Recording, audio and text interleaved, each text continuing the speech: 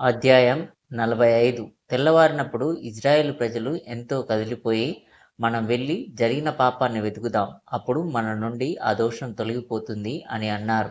వారు ఇలా అన్నారు: ముందుగా మనం ఎలోహిం యాహ్వే దగ్గర విచారించి, ఆయన మన సహోదరులను వారి రాజ్యానికి అప్పగిస్తాడో లేదో తెలుసుకుందాం. మన చేతులు లేకపోతే మనం ఓపిక పట్టుకుందాం. మరియు ఫినెసు వారితో ఇలా అన్నాడు: మనం ప్రదర్శనను మరియు సత్యాన్ని అందిద్దాం. మరియు ఎలోహిం యాహ్వే వారికి జవాబిచ్చి, పైకి వెళ్ళండి, ఎందుకంటే నేను వారిని మీ చేతుల్లోకి అప్పగిస్తాను అని అన్నాడు. కానీ అతను తన మాటను నెరవేర్చడానికి వారిని మోసం చేశాడు. వారు యుద్ధమునకు వెళ్లి బెన్యామీను పట్టణమునకు వచ్చి, ఈ దుష్కార్యం చేసిన మనుషులను మా యొద్దకు పంపుడి, మేము మిమ్మును తప్పించి ప్రతి మనుషునికి వాని దుష్కార్యమును ప్రతిఫలమిత్తుమని దూతలను పంపిరి. అయితే బెన్యామీను జనులు తమ హృదయములను కఠినపరచుకుని ఇజ్రాయేలు జనులతో, మా సహోదరులను మీకు ఎందుకు అప్పగించవలెను? మీరు వారిని కనికరించకపోతే మేము యుద్ధం చేయుదుము. మీ మీదికి బెన్యామీనీయులు వచ్చి ఇజ్రాయేలును వెంబడించి వారిని వెంబడించిరి. ఇజ్రాయేలీయులు వారి ఎదుట పడిరి. వారిలో 45,000 మందిని హతం చేసిరి. జనుల హృదయం బహుగా విలపించుచు ఏడుస్తూ దుఃఖపడుచు షిలోకు వచ్చి ఇట్లనెను: ఇదిగో, యెహోవా నోబా నివాసుల ఎదుట మనలను అప్పగించెను. ఇప్పుడు మనలో పాపం చేసిన యెహోవా యొద్ద విచారణ చేయుదాం. వారు యెహోవా యొద్ద విచారణ చేయగా, ఆయన వారితో ఇట్లనెను: మీరు వెళ్లి యుద్ధం చేయగోరిన యెడల వారు మీ చేతికి అప్పగించబడుదురు. అప్పుడు మీరు వారి ఎదుట ఎందుకు పడితిరో మీకు తెలియజేయబడును. మరియు వారు ఆ పట్టణం వైపుకు వెళ్ళిరి. రెండవ రోజు వారితో యుద్ధం చేయడానికి బెన్యామీనీయులు బయలుదేరి ఇజ్రాయేలీయులను తరిమి వారిలో 46,000 మందిని హతమార్చారు. ప్రజల హృదయాలు పూర్తిగా కరిగిపోయాయి.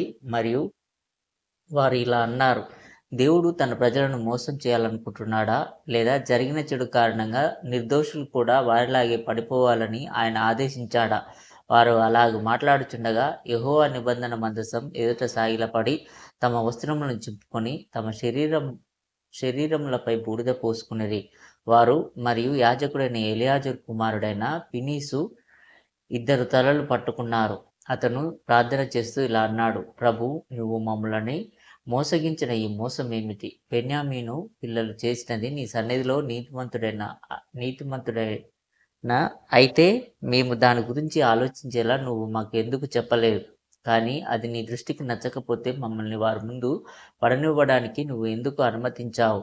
మరియు ఫినెసు ఇంకా ఇలా అన్నాడు: మా పితరుల దేవా, నా మాట విని ఈరోజు నీ సేవకుడికి చెప్పు. అది నీ దృష్టికి మంచిదా కాదా? లేక ప్రజలు పాపం చేసి ఉంటే వారి చెడును నాశనం చేస్తారా? అప్పుడు నీ పట్ల పాపం చేసిన వారిని కూడా నీవు సరిదిద్దుతావా?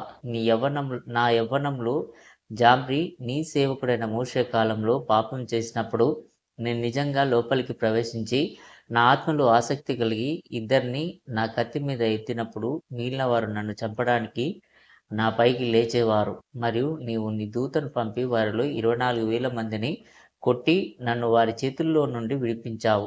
ఇప్పుడు నీవు 11 గోత్రాలను పంపించి వారిని ఇక్కడికి తీసుకువచ్చి వారిని వెళ్ళి వారిని కొట్టు అని చెప్పావు. వారు వెళ్ళినప్పుడు వారు అప్పగించబడ్డారు. అప్పుడు వారు నీ సత్య ప్రకటనలు నీ ముందు ఉంటాయని అంటున్నారు. మరియు ఇప్పుడు మా పితరుల ఎలోహిమైన యెహోవా, నీ సేవకుని నుండి దానిని దాచకు. కానీ నువ్వు మాకు వ్యతిరేకంగా ఈ పాపం ఎందుకు చేశావో మాకు తెలియజేయండి. మరియు ఫినెసు తన ముందు హృదయపూర్వకంగా ప్రార్థించాడని ప్రభువు చూసినప్పుడు ఆయన అతనితో ఇలా అన్నాడు: నేను నా మీద ప్రమాణం చేశాను. నేను ప్రమాణం చేయకపోతే నీవు మాట్లాడిన దానిలో నేను నిన్ను జ్ఞాపకం చేసుకోను. ఈరోజు నేను మీకు సమాధానం చెప్పను. ఇప్పుడు ప్రజలతో ఇలా చెప్పు: లేచి నిలబడి యెహోవా మాట వినండి. ప్రభువు ఇలా అంటున్నాడు: అడవి మధ్యలో ఒక బలమైన సింహం ఉంది. మరియు ఇతర జంతువులు వచ్చి దానిని నాశనం చేయకుండా ఉండటానికి అన్ని జంతువులు అడవిని తన శక్తితో కాపాడాలని అతనికి అప్పగించాయి. సింహం దానిని కాపాడుతుండగా మరొక అడవి నుండి అడవి జంతువులు వచ్చి జంతువుల పిల్లలన్నింటినీ తినివేసి వాటి శరీర ఫలాలను నాశనం చేశాయి. సింహం దానిని చూసి మౌనంగా ఉంది. ఇప్పుడు జంతువులు ప్రశాంతంగా ఉన్నాయి, ఎందుకంటే అవి అడవిని సింహానికి అప్పగించాయి మరియు వాటి పిల్లలు నాశనమయ్యాయని గ్రహించలేదు. కొంతకాలం తర్వాత అడవిని సింహానికి అప్పగించిన వాటిలో చాలా చిన్న జంతువు తలెత్తింది మరియు మరొక చాలా దుష్ట జంతువు యొక్క చిన్న పిల్లలను తినివేసింది. మరియు ఇదిగో సింహం కేకలు వేసి అడవిలోని అన్ని జంతువులను రెచ్చగొట్టింది. మరియు వారు తమలో తాము పోరాడారు మరియు ప్రతి ఒక్కరూ తన పొరుగువారితో పోరాడారు.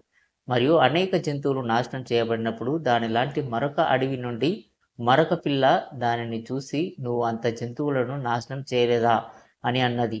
ఇది ఎంతటి దుర్మార్గం! ప్రారంభంలో అనేక జంతువులు మరియు వాటి పిల్లలు ఇతర దుష్ట జంతువులు అన్యాయంగా నాశనం చేసినప్పుడు మరియు అన్ని జంతువులు తమను తాము ప్రతీకారం తీర్చుకోవాలని ప్రేరేపించబడినప్పుడు వాటి శరీర ఫలాలు ప్రయోజనం లేకుండా దోచుకోబడినప్పుడు మీరు మౌనంగా ఉండి మాట్లాడలేదు. కానీ ఇప్పుడు ఒక దుష్టమృగం యొక్క పిల్ల నశించింది మరియు అన్ని జంతువులు కారణం లేకుండా ఒకదానికొకటి మింగివేయబడాలని మరియు అడవి తగ్గిపోయేలా మీరు మొత్తం అడవిని రెచ్చగొట్టారు. కాబట్టి ఇప్పుడు మొదట మీరు నాశనం చేయబడాలి, తద్వారా మిగిలినవి స్థిరపడాలి. జంతువుల పిల్లలు అది విన్నప్పుడు వారు మొదట సింహాన్ని చంపి దాని స్థానంలో పిల్లను ఉంచారు. కాబట్టి మిగిలిన జంతువులు కలిసి లోబడి ఉన్నాయి. మీకా లేచి తాను తన తల్లియు చేసిన క్రియల చేత మిమ్మును ధనవంతులను చేసెను మరియు ఎవడును ఊహించని దుష్టక్రియలను దుష్టకార్యములను ఉండెను. అయితే ఆయన తన చాతుర్యంతో చెక్కబడిన విగ్రహములను వారి ఎదుట చేయించెను. అవి ఆ దినం వరకు చేయబడలేదు, ఎవడునూ కోపగించబడలేదు. అయితే మీరందరూ దారి తప్పి మీ గర్భఫలం చెడిపోవుట చూచి ఆ దుష్ట సింహం వలె మౌనంగా ఉండిరి. చనిపోయాక మీరందరూ దిగులు పడి నా దగ్గరికి వచ్చి, బెన్యామీను పిల్లలను మా చేతికి అప్పగించువా అని అడిగారు. అందుకే నేను మిమ్మల్ని మోసం చేసి నేను వారిని మీకు అప్పగిస్తాను అని అన్నాను. ఇప్పుడు మౌనంగా ఉన్న వారిని నేను నాశనం చేశాను. కాబట్టి నాకు వ్యతిరేకంగా చెడుగా ప్రవర్తించిన వారందరిపై నేను ప్రతీకారం తీర్చుకుంటాను. కానీ మీరు ఇప్పుడు వెళ్ళండి, ఎందుకంటే నేను వారిని మీకు అప్పగిస్తాను. అప్పుడు ప్రజలందరూ ఏక మనసుతో లేచి బెన్యామీను వంశస్థులు వారి మీదకి బయలుదేరి వచ్చి ఇంతకు ముందులాగే వారు తమను అధిగమిస్తారని అనుకున్నారు. మరియు వారి దుష్టత్వం వారిపై నెరవేరిందని వారికి తెలియదు. మరియు వారు మొదట వచ్చినట్లే వచ్చి వారిని వెంబడించారు. వారిని వెంబడించి వారికి చోటు కల్పించడానికి ప్రజలు వారి ఎదుట నుండి పారిపోయారు. తర్వాత వారు తమ దాగి ఉన్న ప్రదేశాల నుండి లేచారు మరియు బెన్యామీనీయులు వారి మధ్యలో ఉన్నారు. పారిపోయిన వారు వెనక్కి తిరిగి వచ్చారు. నోబా పట్టణంలోని పురుషులు, స్త్రీలు 85,000 మంది హతులయ్యారు. ఇజ్రాయేలీలు ఆ పట్టణాన్ని తగలబెట్టి దోచుకొని కత్తివాత సమస్తాన్ని నాశనం చేశారు. బెన్యామీను సంతతిలో 600 మంది తప్ప ఎవరూ మిగలలేదు. వారు యుద్ధంలో పారిపోయి కనిపించలేదు. ప్రజలందరూ షీలో దగ్గరకు, వారితో పాటు యాజకుడైన ఎలియాజరు కుమారుడు ఫినెహాసు దగ్గరకు తిరిగి వచ్చారు. మిగిలిన వారు వీరే. బెన్యామీను వంశస్థులు ఆ గోత్రపు అధిపతులు 10 కుటుంబాల పేర్లు ఇవి. మొదటి వంశం నుండి ఎజ్బాయిలు, జీబు, బాలాకు, రిందెబాకు, బెల్లోకు.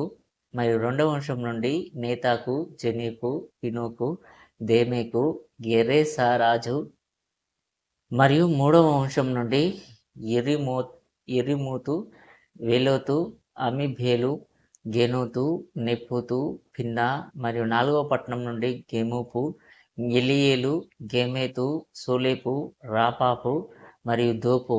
మరియు 5వ వంశం నుండి అనూయేలు, కూదే, ప్రేతాను, రెమ్మోను, పెక్కాను, నాబాతు. మరియు 6వ వంశం నుండి రేపాజు, సిపెతు, అరాపాజు, మెటాకు, అదోకు, బాలీనోకు.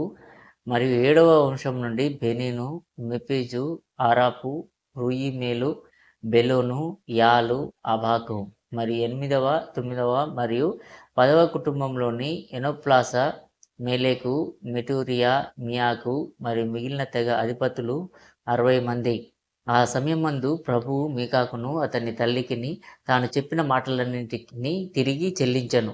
మీకా అగ్నిచేత కరిగిపోయెను. ప్రభువు వారి విషయమై చెప్పినట్లే అతని తల్లి దుఃఖించుచుండెను. అధశుచిలు చెడును అనుభవించినది, బహుశా పైన చెప్పినట్లుగా చెడును అనుమతించింది. బెన్యామీను నాయకుల పేర్లు కనీసం పాక్షికంగా మొదటి దినవృత్తాంతములు 8లోని బెన్యామీను వారసుల జాబితా నుండి తీసుకోబడ్డాయి. కానీ అవి పూర్తిగా గుర్తించబడినంతగా వికృతంగా ఉన్నాయి. విభజనలు మరియు లిపి రెండూ నా ముందు ఉన్న సాక్ష్యాల ద్వారా పరిష్కరించబడలేవు.